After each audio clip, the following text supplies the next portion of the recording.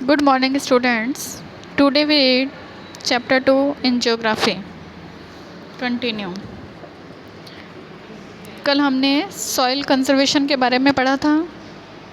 इसमें हमने mulching, contour barriers, rock dam, terrace farming, intercropping, shelter belts वगैरह के बारे में देखा था।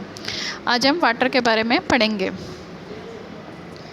Water is a vital renewable natural resource. पानी जो है वो एक रिन्यूएबल नेचुरल रिसोर्स है, प्राकृतिक संसाधन है जिसको रिन्यू किया जा सकता है। 3/4 of the earth surface is covered with water. जो हमारी धरती है उसका 3/4 भाग पानी से ढका हुआ है। It is therefore appropriate called the water planet. इसलिए इसे वाटर प्लेनेट की संज्ञा दी गई है। It was in the primitive oceans that began almost 3.5 billion years back। ये जो ओशियंस है लगभग 3.5 बिलियन पहले से है, जो अभी तक भी वैसा ही है। इवन टुडे, आज तक the oceans cover 2/3 of the earth surface. आज तक भी धरती के सरफेस को 2/3 इसने ढका हुआ है। And support A rich variety of plant and animal life. और यहाँ पर बहुत प्रकार के एनिमल्स एंड प्लांट्स लाइफ हैं। The ocean water is however saline.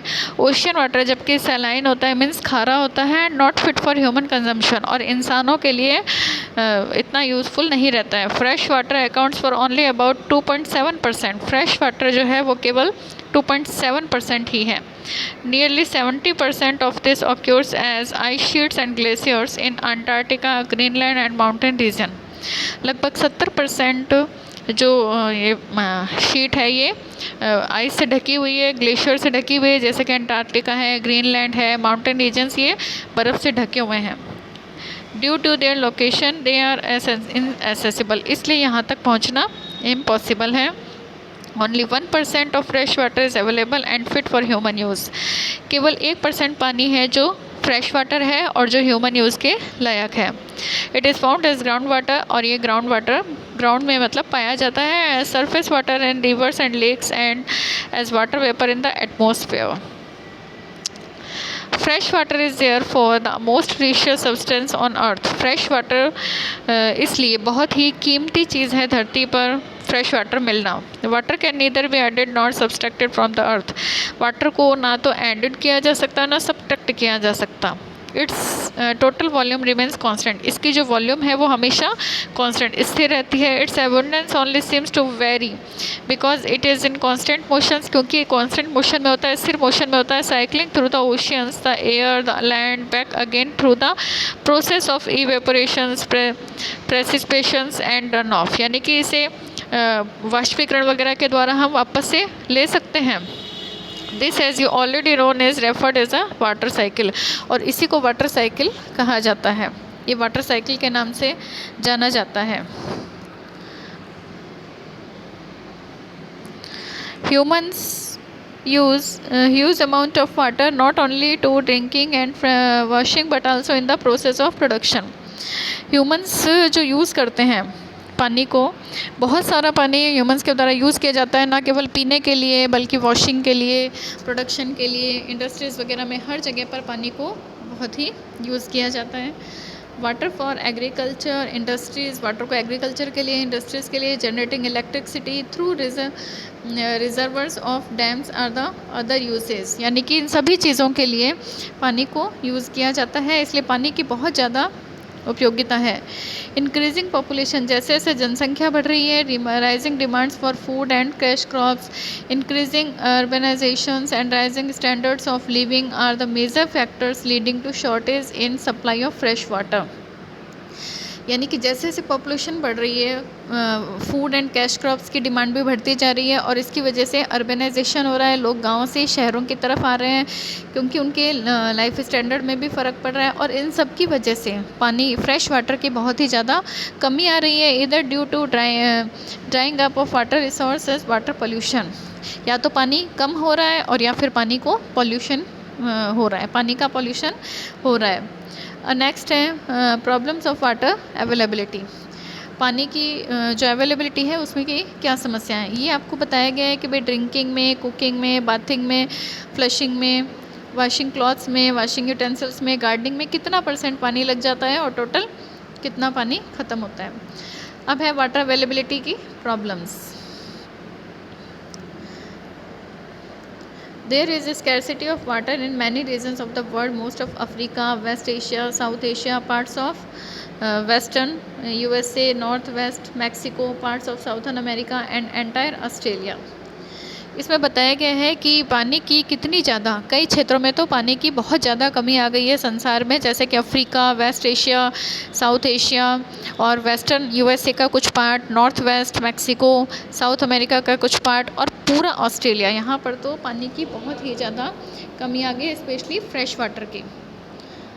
Countries located in climate zones, जो क्लाइमेट जोन्स में कंट्रीज़ है, most susceptible droughts face great problems of water scarcity. वो तो पानी की कमी की बहुत ज़्यादा समस्या का सामना कर रहे हैं, पानी बहुत ज़्यादा सूखता जा रहा है। This water shortage may be a consequence of variation in seasonal और annual perceptions of the scarcity caused by water exploitation and contamination of water source। यानी कि इसी तरीके से अगर पानी की शॉर्टेज होती जाएगी तो पानी की बहुत ही ज़्यादा कमी हो जाएगी हमारे सामने और हर चीज़ का इस पर इफ़ेक्ट पड़ेगा, क्योंकि हर चीज़ पानी का ही एक तरह से मतलब पानी की वजह से ही कोई भी चीज़ होती है और पानी के सोर्स की बहुत ज़्यादा ही कमी होती जा रही है। कंजर्वेशन ऑफ वाटर रिसोर्स, पानी को कंजर्व करने के तरीके। Access to clean and adequate water sources is a major problem facing the world today. आज साफ़ और अच्छा पानी की बहुत ही ज़्यादा कमी होती जा रही है, पूरे संसार के सामने ये बहुत बड़ी समस्या आ गई है। Steps have to be taken and conserve this drinking resource, और इसके लिए हमें कुछ ना कुछ कदम उठाने होंगे।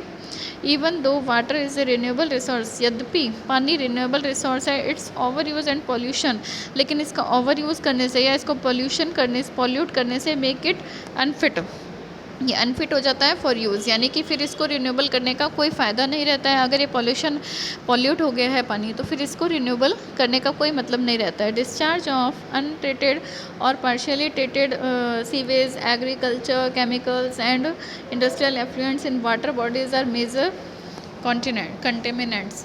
इन सब की वजह से पानी को गंदा किया जाता है, इंडस्ट्रीज़ वगैरह, एग्रीकल्चर केमिकल्स डाल दिए जाते हैं, इन सब की वजह से पानी ख़राब हो जाता है। They pollute water with nitrates, metals and pesticides. Most of this chemicals, इनमें से जो अधिकतर केमिकल्स हैं non biodegradable and reach human bodies through water, और पानी के द्वारा ही ह्यूमन बॉडीज़ में पहुंचते हैं। Water pollution can be controlled by treating this effluents suitable before releasing them in water bodies. पानी को पॉल्यूट करने से कंट्रोल करने के लिए बचाना होगा, कंट्रोल करना होगा पानी को वेस्ट करने से, ताकि ह्यूमन बॉडीज़ में ये इफ़ेक्ट्स ना जाएं। Forest and other vegetations cover slow the surface run off and replenish underground water.